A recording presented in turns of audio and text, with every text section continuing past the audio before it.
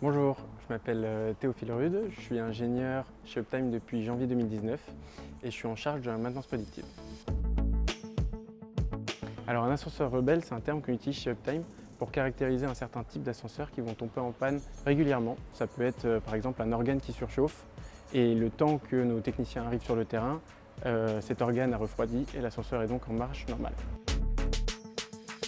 Les ascenseurs rebelles sont les ascenseurs les plus agaçants du point de vue utilisateur, puisque la panne se résorbe d'elle-même. Donc l'utilisateur va voir un technicien venir, pense qu'on a agi sur l'organe, sauf que non. Et donc la panne va revenir une semaine, quelques jours plus tard. Et le point de vue utilisateur, c'est qu'on ne s'occupe pas de son ascenseur.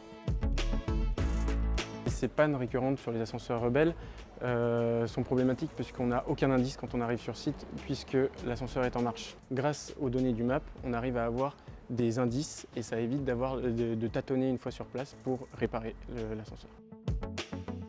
Je me souviens d'une adresse qu'on a prise en parc en avril 2019 et à partir de janvier 2020, des pannes récurrentes ont commencé à se produire sur l'un des ascenseurs de cette adresse.